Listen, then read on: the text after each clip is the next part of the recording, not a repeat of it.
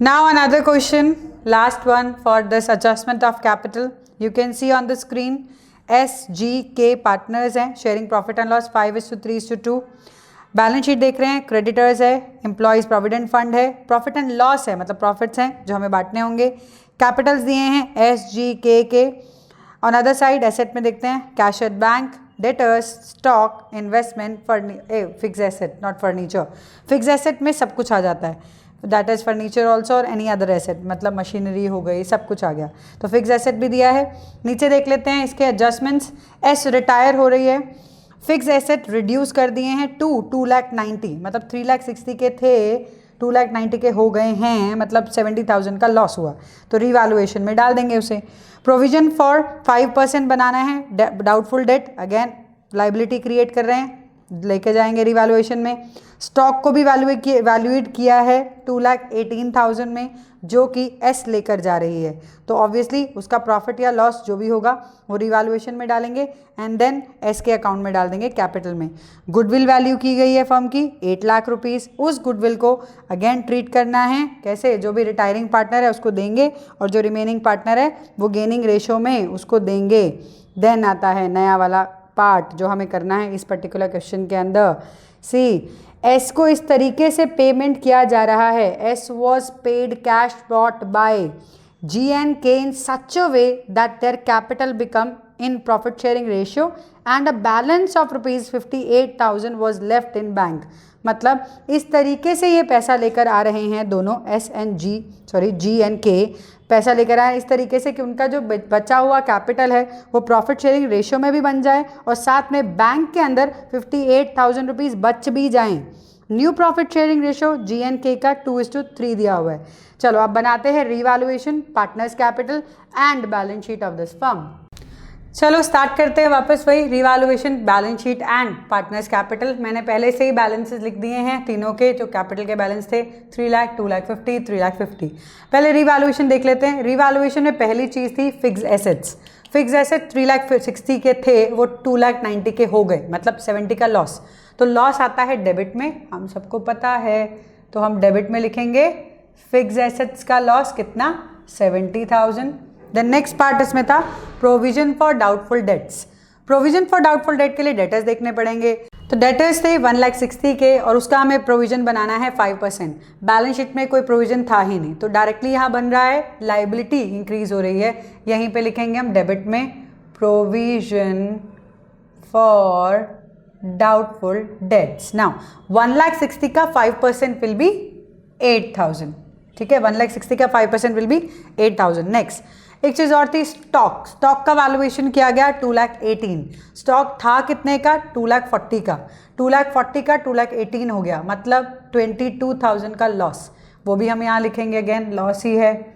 Stock 22,000. Now you can see clearly कुछ भी चीज़ credit में आई नहीं है, मतलब लॉस पूरा का पूरा ट्रांसफ़र होगा SGK में. चलिए ट्रांसफ़र करते हैं. Loss transferred to SGK. Total देख लेते हैं, 70 + 20 90 एंड दिस इज 1 लाख.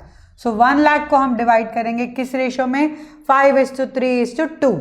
5:3:2 जो उनकी ओल्ड रेशो थी. 5/10 मतलब आधा हो गया, that is 50,000. You can see 30,000 and 20,000. हमारा रिवैल्यूएशन डन. लेकिन रिवैल्यूएशन की बैलेंस शीट नहीं लिखी ना अभी, तो पहले बैलेंस शीट में ट्रांसफ़र कर देते हैं अमाउंट सारे and then we will transfer the loss. पहला फिक्स एसेट, नया वैल्यू ऑफ फिक्स एसेट क्या था, फिक्स्ड एसेट्स साथ साथ लिखना ज़रूरी है, नहीं तो रह जाएगा और रह गया तो फिर होगा नहीं.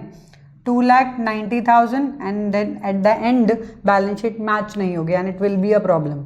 चलो डेटर्स लिखें यहाँ पे. डेटर्स 1,60,000 के थे, जिसमें से हमने प्रोविजन फॉर डाउटफुल डेट बनाया 8,000 का. Total is 1,52,000. ठीक है, फिक्स एसेट हो गए, डेटर्स हो गए. वो वाला पार्ट स्टॉक, हम स्टॉक यहाँ नहीं लिखेंगे क्योंकि स्टॉक एस लेकर जा रही है, तो एस लेकर जा रही है तो कोई बात नहीं. स्टॉक हम लिखेंगे यहाँ टू स्टॉक, उसके कैपिटल में से उसका पैसा निकालेंगे 2,18,000. तो इसीलिए वो बैलेंस शीट में नहीं है. यहाँ की एंट्री एंड यहाँ की एंट्री, बैलेंस शीट में वो वाला पार्ट नहीं है। चलो लॉस ट्रांसफ़र कर दें रिवैल्यूएशन का। चलिए टू रिवैल्यूएशन अकाउंट 50,000, 30,000 एंड 20,000। चलिए बैलेंस शीट में याद होगा आपको एक प्रॉफिट एंड लॉस अकाउंट था। प्रॉफिट एंड लॉस मतलब प्रॉफिट्स थे, उसे हमें डिस्ट्रीब्यूट करना था। अब बैलेंस शीट को एक बार दोबारा से चेक कर लेना, क्योंकि बहुत ज़रूरी है सब चीज़ों को देखना। रिजर्व, डिफर्ड रेवेन्यू एक्सपेंडिचर्स कुछ भी हैं तो वो कैसे बांटना है। चलो यहाँ पे डाल लेते हैं by profit and loss account. 1 lakh का था प्रॉफिट, जो बढ़ जाएगा सेम रेशो में 50, 30, 20। ठीक है, बैलेंस शीट चेक कर लेना। कुछ भी और एम्प्लॉयमेंट प्रोविडेंट फंड को मत बांटना, बहुत बार ये गलती होती है, मत करना प्लीज़।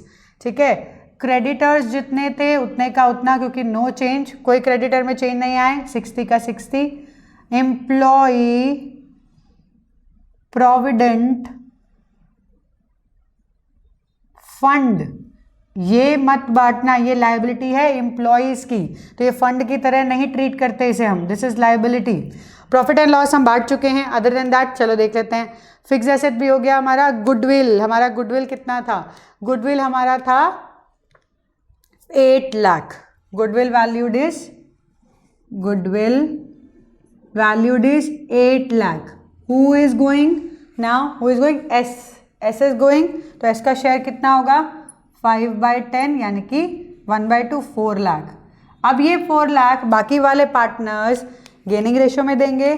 रेशो क्या है? चलो रेशो देख लेते हैं। 5:3:2 तो ओल्ड वाली है, new ratio is 2:3। Please see the sum again, back जाओ और सम देखो, 2:3 दिया है। अब गेनिंग रेशो निकालनी है हमें। गेनिंग रेशो कैसे निकलती है? New minus old, 2/5 minus 3/10। ध्यान रखना ये तो चला गया, ये दोनों ही हैं। सो हियर 10, 4 आता है आपको ये करना। कितनी बार कर लिया हमने, तो ये वाला पार्ट है ना। 3/5 माइनस 2/10। सो अगेन 10 हियर, नीचे से divide 10 divide by 5 2 into 3 6 minus 10 divide by 10 1 into 2 2। So here 4/10 मतलब 1:4। तो 1:4 में हम इसको डिवाइड करेंगे 4 लाख को। चलिए कर लेते हैं। 1 × 4 lakh into 1/5। 1/5 this is 80,000 and next will be obviously into 4 है तो वो हो जाएगा आपका, देखो दिस इज 4/5, तो ये 8 into 5। So here it is how much? चलो एक बार देख लेते हैं। 1/5 इंटू 4/5, सो 5 से कट जाएगा 4, तो दैट विल बी 3,20,000। यस, सो कौन दे रहा है? जी और के देगा एस को। ठीक है, by G's capital by K's capital. G दे रहा है 80, तो जीज कैपिटल से कितना? 80,000। केस कैपिटल से 3,20,000 मिला है एस को। जी और के दे रहे हैं एस को, तो 2s कैपिटल। ठीक है, कितना? अगेन जी से जा रहा है 80,000 एंड के से जा रहा है 3,20,000। बढ़िया, अब इतना काम हमारा हो चुका है। अब हमारा गुडविल का पार्ट हो चुका है, रिजर्व्स वाला पार्ट हो चुका है, रीवैल्यूएशन हो चुका है, प्रॉफिट शेयरिंग रेशियो हो चुका है, कैपिटल एडजस्टमेंट करना है। उससे पहले हम एसेट्स लिख लेते हैं, जो भी हमारी एसेट्स ऐसी थी जिनमें चेंजेस नहीं थे। फिक्स एसेट हम लिख चुके हैं, डेटर्स हम लिख चुके हैं, स्टॉक हम लिखने वाले नहीं हैं क्योंकि ऑलरेडी वो जा चुका है एस के पास। ठीक है, फिर हमारे पास क्या था? इन्वेस्टमेंट्स थी हमारे पास 2 लाख रुपीज़ की। ठीक है, वो सेम का सेम रहेगा, फिक्स एसेट हो चुका है। बचा क्या हमारे पास? Cash at bank. Cash at bank है 1,40,000। अब इसको हम ऐसे नहीं लिख सकते। क्यों नहीं लिख सकते? क्योंकि इसके अंदर अभी चेंजेस आने वाले हैं। कैश एट बैंक 1,40,000 है। ठीक है, उन्होंने क्या बोला कि हम इस तरीके से पेमेंट करेंगे एस को, मतलब जो भी पेमेंट करना है इस तरीके से करेंगे कि कैश में 58,000 बच जाए और जो भी अमाउंट लाना है वो हम इस तरीके से लाएं कि हमारी कैपिटल भी प्रोपोर्शनेट बन जाए। प्रोपोर्शनेट कितनी? जो नया रेशो है 2:3 में। ठीक है, चलो पहले उससे रिलेटेड एडजस्टमेंट करनी पड़ेगी। चलिए विल डू दैट नाउ। पहले देख लेते हैं इसको देना कितना है। 3 लाख, यहाँ पे 3 लाख 20, ये हो गया 6 लाख 20 प्लस 80 7 लाख 50, यहाँ का टोटल 7,50,000, ठीक है, यहाँ पे 50 तो 2,68,000, वी कैन सी 2,68,000। सो यहाँ पे हम माइनस करेंगे, यहाँ पे आएगा 2, 4, 14 में से 6 गए, 8, 6 में से 2 गए, 4,82,000 देने हैं हमें एस को। जी और के इस तरीके से पैसा लाएंगे कि इस कैश में 58,000 बच भी जाए और हम इसको दे भी दें। लाना कितना है ये देख लेते हैं, पहले जी और के को लाना कितना है वो भी देख लेते हैं, बैलेंसेस भी देख लेते हैं, वो बहुत ज़रूरी है।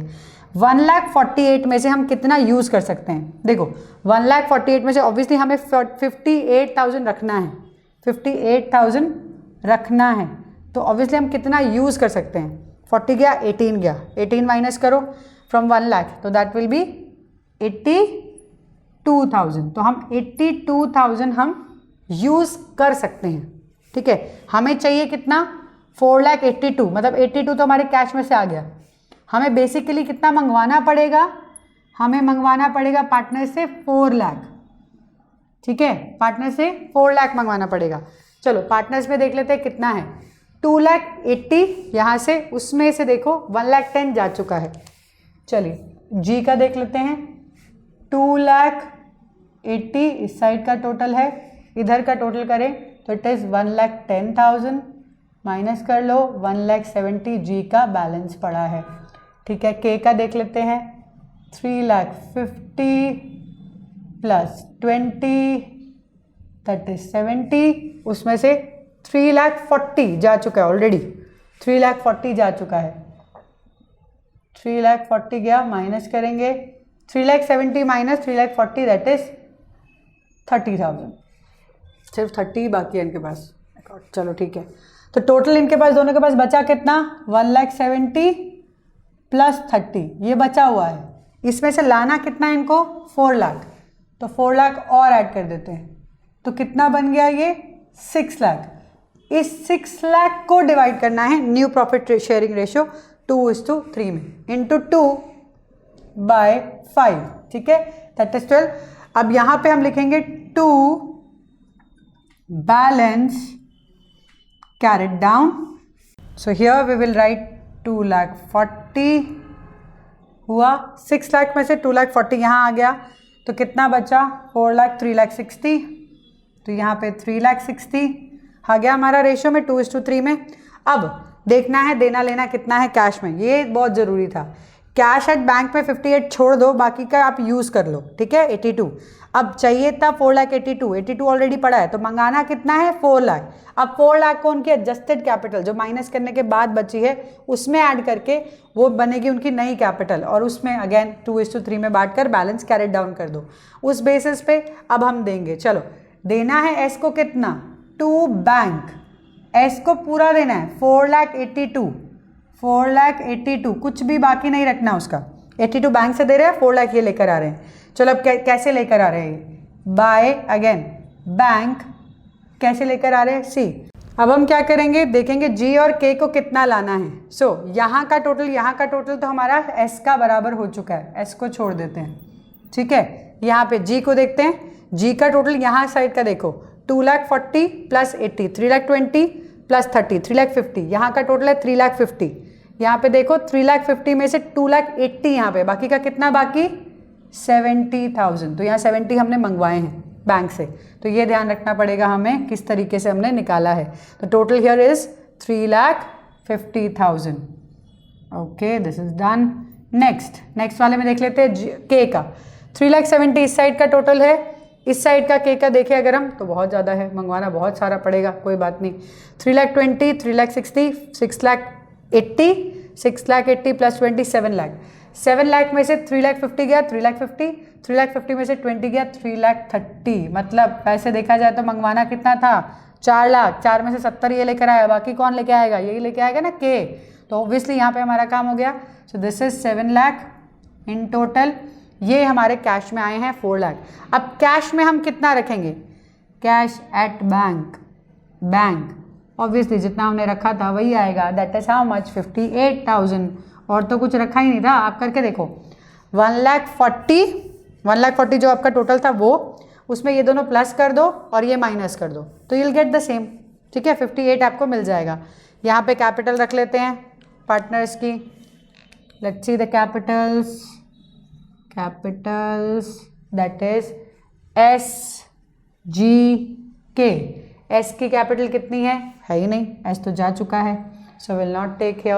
Balance for GNK 2,40,000 and then 3,60,000, total amount 6 lakh, ठीक है। तो हमारा ये 6 लाख हो चुका है, टोटल कर लेते हैं, यहाँ मत लिखना है इसका, ठीक है। 6 + 1 7, इजी। नेक्स्ट यो, चलिए देखते हैं वो 2,90,000, यहाँ पे हम मेरे को दिख रहा है 152 + 58, 152 + 58 अगर हम करेंगे तो ये ऑटोमेटिकली 2,10,000 हो जाएगा। 2,10,000 + 290, 5 लाख, 5 + 2 7, वी आर डन। यहाँ पे एस का कैपिटल मत लिखना, ठीक है, एस का कैपिटल नहीं, सिर्फ हमें जी और के का लिखना है। तो अंडरस्टूड कैसे हमें रीवैल्यूएशन बनाना है, कैश में थोड़ा बैलेंस रख कर कैसे हमें बाकी पैसा मंगवाना है, और किस तरीके से बैंक से पैसा मंगवा कर वापस कैश में उतना ही रखना है। ये हमारी सारी एडजस्टमेंट्स हो चुकी हैं, whether it is related to the profit, whether it is related to the goodwill. Again वो 5 चीज़ें याद रखना, प्रॉफिट शेयरिंग रेशियो हो चुका, रिवैल्यूएशन हो चुका, जनरल रिजर्व हो चुका, गुडविल हो चुका, कैपिटल एडजस्टमेंट कर लिया, सारी एसेट लायबिलिटी डाल दी, बस उसके बाद क्या करना है, टोटलिंग एंड बैलेंस। ईजी है। अब इसके बाद ये चीज़ याद रखनी है, रिटायरमेंट तो हमारा ख़त्म हो गया, अब आएगा हमारा डेथ। डेथ में हम कैसे क्या करते हैं, practice, lots of practice needed, please do that.